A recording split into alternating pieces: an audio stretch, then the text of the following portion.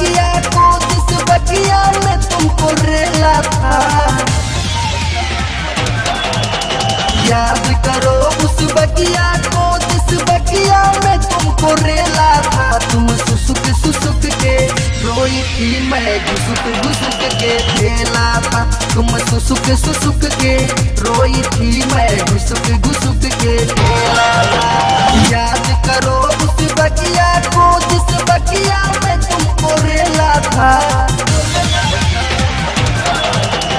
याद करो उस बगिया को, जिस बगिया में तुमको रेला था। तुम सुसुक सुसुक के रोई थी, मैं घुसुक घुसुक के खेला था। तुम सुसुक सुसुक के रोई थी, मैं घुसुक घुसुक के खेला था।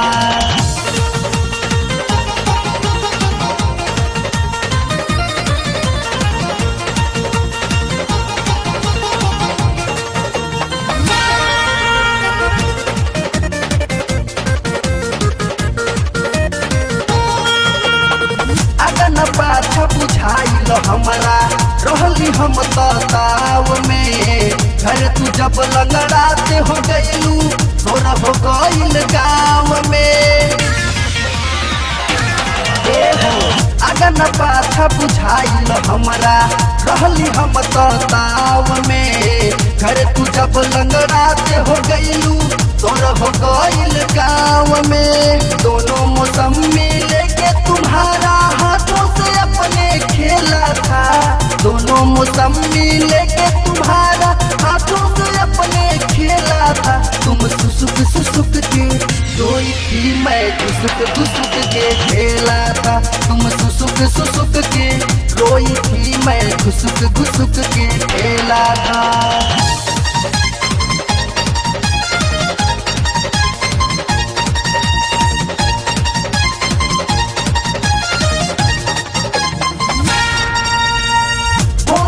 के जबरी तू ही रहलू, तुम बोलवले हो।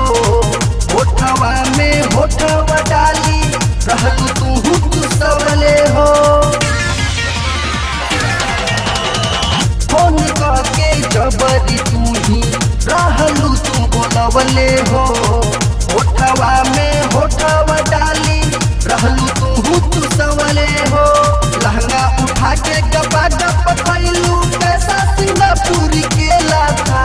लहंगा उठा के गपा गप खैलू, कैसा सिंगापुरी केला था। तुम सुसुक सुसुक के रोई थी, मैं घुसुक घुसुक के खेला था। तुम सुसुक सुसुक के रोई थी, मैं घुसुक घुसुक के खेला था।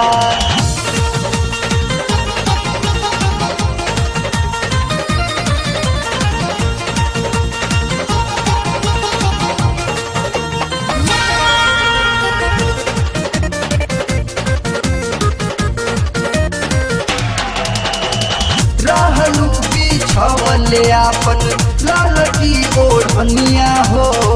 अभय जय सिंह सोनू सरगम मजा ले ले आलम हो।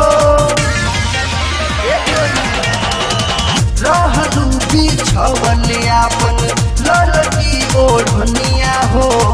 अभय जय सिंह सोनू सरगम मजा ले आलम हो।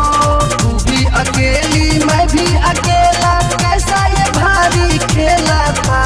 तू भी अकेली मैं भी अकेला, कैसा ये भारी खेला था। तुम सुसुक सुसुक के रोई थी, मैं घुसुक घुसुक के खेला था। तुम सुसुक सुसुक के रोई थी, मैं घुसुक घुसुक के खेला था। और याद करो उस बगिया को, जिस बगिया में तुमको रेला था।